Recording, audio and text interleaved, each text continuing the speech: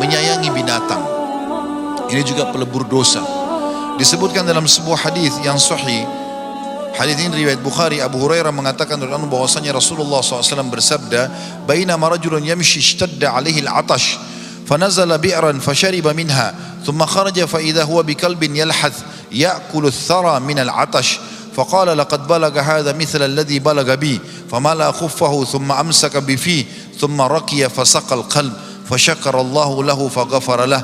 قالوا يا رسول الله وإن لنا في البهائم أجرا قال في كل ذي كبد رطبة أجر.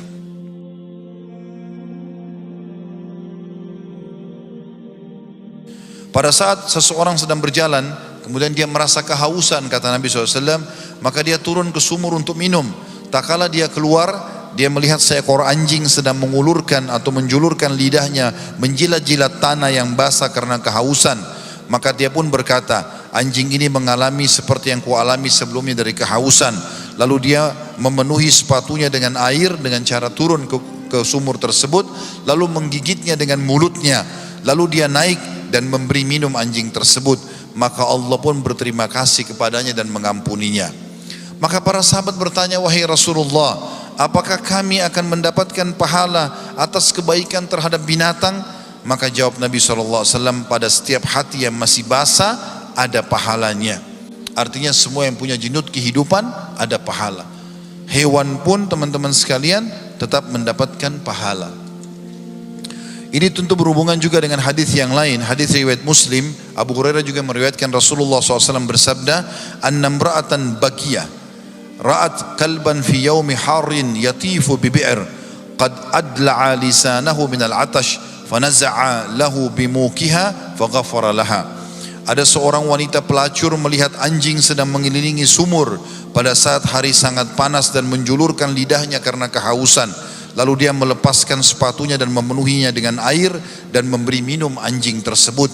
Maka Allah pun mengampuni dosa zinanya gara-gara itu. Dan ini menandakan luar biasanya bagaimana Allah Subhanahu wa taala berterima kasih kalau ada seseorang menjaga dan juga memperhatikan hewan-hewan, ya. Tentu di sini teman-teman, hewan-hewan yang dimaksud adalah hewan yang dalam keadaan genting seperti ini, ya. Dan masuk dalamnya hewan-hewan yang diperintahkan untuk diternak.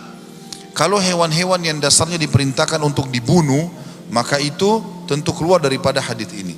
Seperti misalnya hadis Nabi SAW, ada 5 hewan yang harus dibunuh baik di wilayah haram atau di luar haram.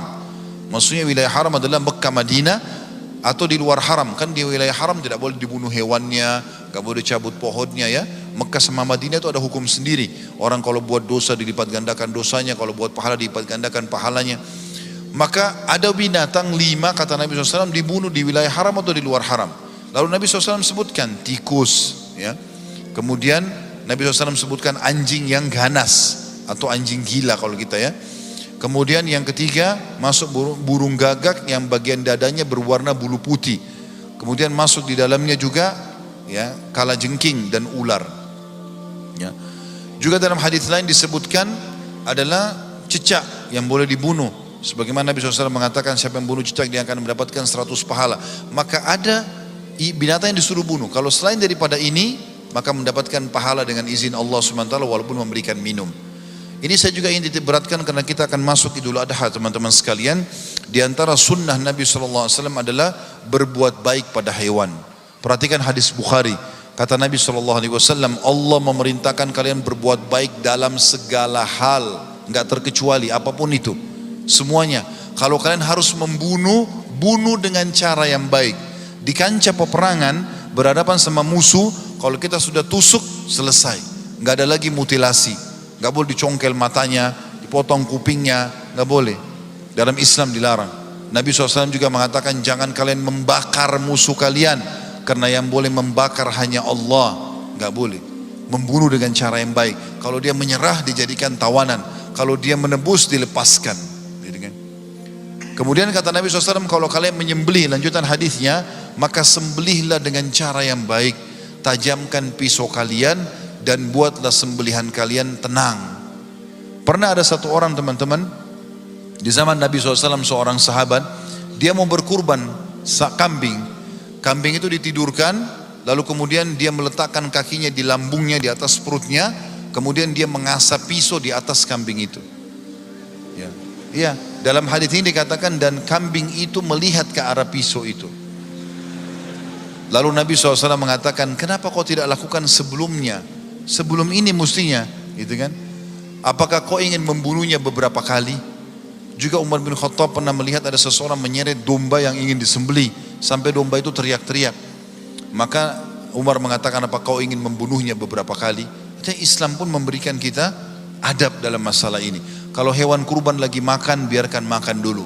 Kalau hewan itu lagi disembelih, tutup dengan spanduk atau tembok, berpisah dengan teman-temannya yang lain. Karena ini juga berpengaruh nanti pada kualitas dagingnya.